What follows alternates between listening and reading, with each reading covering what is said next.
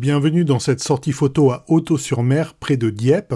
Avant d'entrer dans le dur avec la composition, la lumière, le traitement sous luminaire, je vous propose une petite minute en musique avec quelques images du lieu.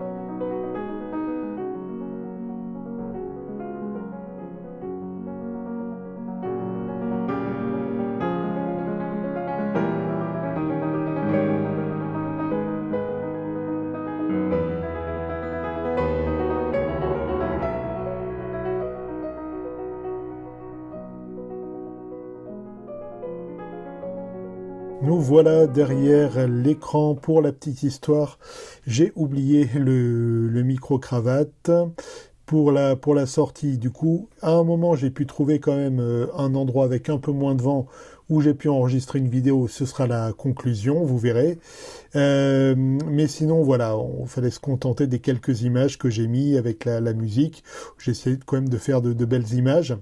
Globalement, je suis assez sélectif. Du coup, pour 1h30, 2 heures passées sur place, j'ai retenu, voilà, 2, 3, 4, 5, 6 photos. Donc voilà. Notamment celle-là, très classique. Là, je me suis laissé aller à du minimalisme.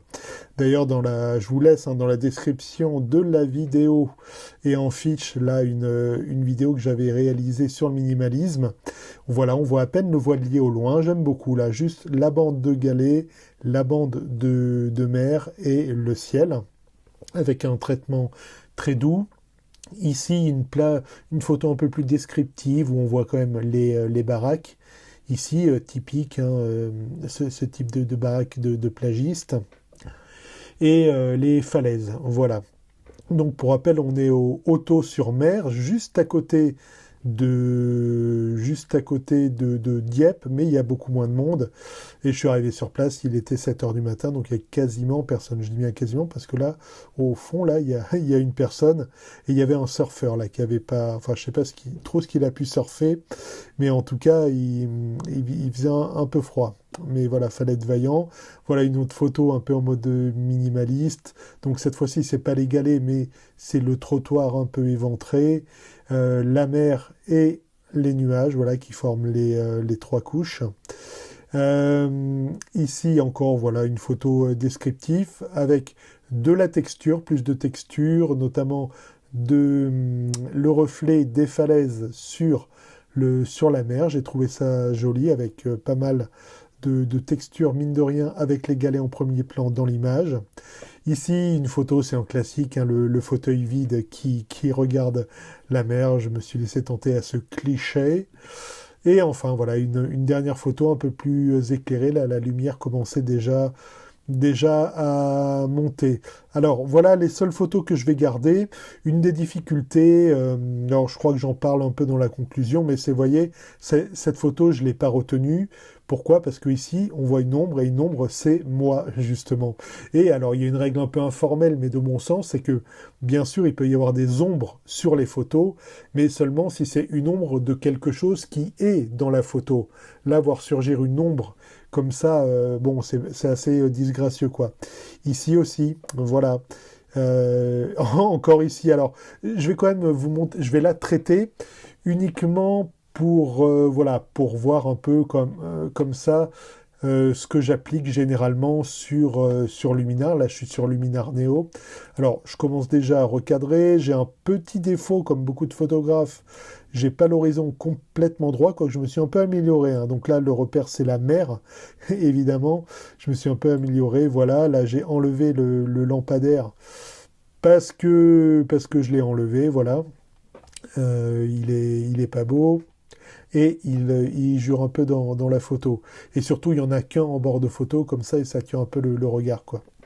Donc, tac, voilà, voilà. Je vous dis, je vais la traiter, mais je vais pas l'exporter. Du coup, on fait comme s'il n'y avait pas l'ombre disgracieuse ici. Ensuite, bon, tout simplement, alors ça, je l'avais déjà constaté, défaut ou pas récurrent des Nikon, mais je trouve que ça sous-expose un peu. Voilà, je reprends toujours ça au traitement, en fait. Je pourrais peut-être mettre directement une correction de un ou 2, non, allez, pas 2 quand même, mais de 1 stop. Mais je ne le fais pas à la prise de vue, je préfère le faire ensuite.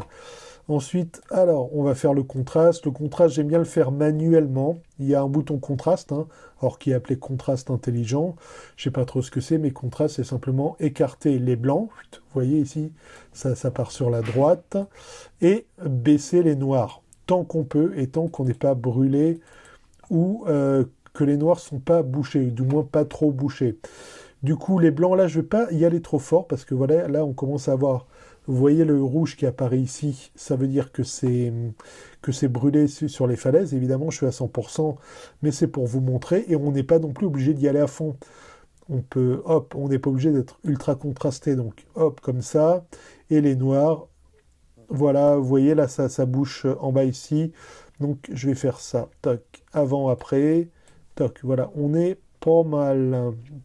Hop, comme ça. Comme ça, on est bon. Voilà, ça, c'est ces deux petits picots là. C'est les indicateurs pour que le rouge du brûlé et le bleu du boucher apparaissent. Du boucher, pas du boucher charcutier, mais du noir boucher. Ensuite, j'aime bien améliorer un peu la structure. Alors, alors, faut pas y aller à fond, la structure. Vous voyez, si vous y allez à fond, ça fait faire quelque chose de tout moche, avec quelque chose de très granuleux. Non, j'aime bien en général, bon, mon repère c'est 25, que j'adapte, hein, je fais pas ça non plus en mode robotique, mais là ça va bien. Voilà, ajouter un peu de vibrance. Et là on a une petite difficulté, c'est qu'en général ce que je fais, quand c'est plutôt en forêt ou avec de la verdure, j'augmente un peu, pas trop, de manière sélective, le bleu. Voilà, sauf que là le bleu, on ne va pas faire qu'améliorer le ciel, on va aussi toucher à la mer. Donc, je ne l'utilise pas trop. Voyez, si on... Ah non, alors là, je change carrément la tonalité, donc c'est pas ça. Mais juste pour vous montrer, voilà, la saturation. Vous voyez, si je la bouge, certes, j'embellis un peu le ciel, mais je fais changer aussi la mer un peu trop et j'aime pas ça. Du coup, soyons modernes, il y a un très bon outil sous Luminar, amélioration automatique du ciel.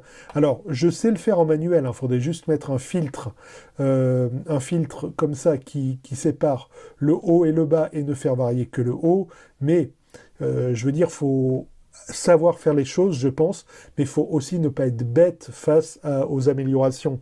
Et une fois qu'on a compris ce à quoi concernaient les curseurs, on peut s'en servir. Donc, hop, amélioration du ciel. Alors, pas y aller à fond. Là, vous voyez, bon, c'est même sur Instagram, on n'en veut pas d'un truc comme ça. Donc, voilà, là, on l'a. Il y a un peu de brume au loin, un peu de brume, mais quand même, qui est un petit peu de bleu, voilà. Vous voyez, le avant-après de cette modification, voilà. Là, je le trouve bien et en général, j'aime bien hop, un peu vignetter. Alors pas trop, hein, vous voyez, le gun barrel de James Bond, mais voilà, un peu comme ça, vous voyez. Ça paraît rien quand on le fait comme ça, mais regardez, avant, après, ça change tout, voilà. Donc voilà, ici, il y a une composition, alors qui n'est pas super bien équilibrée, c'était pour vous montrer un peu les traitements que j'applique, hein, mais ça ne fait pas partie des photos que j'ai retenues. Voilà ce que je pouvais vous dire. Je vous laisse avec la conclusion sur place. Voilà, j'espère que vous avez apprécié ces quelques images. Là, je suis parti vraiment light, hein. Juste le ZFC avec son objectif 28 mm.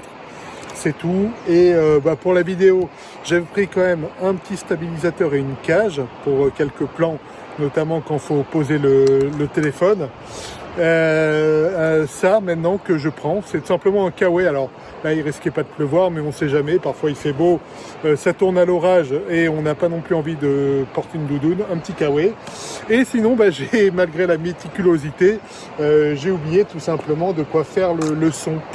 J'ai oublié un adaptateur, alors j'ai bien un micro Rode d'ambiance, mais j'ai pas le micro cravate que j'ai normalement, donc là j'espère que le son est pas trop mauvais, il est pris directement au téléphone. Et voilà, donc quelques images.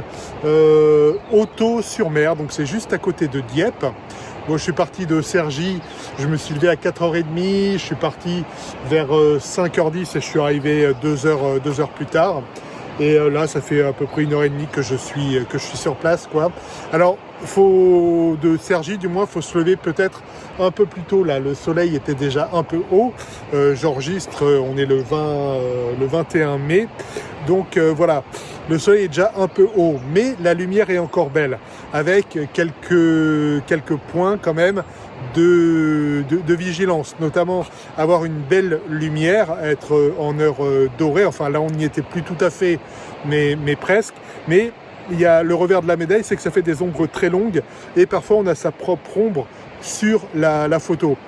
Du coup, c'est vrai que j'ai pris des photos un peu que j'aime beaucoup minimalistes, comme vous pouvez voir là, tout simplement avec la mer et un voilier très discret au loin. Une photo si vous voulez, qui n'est pas dans le sens des ombres.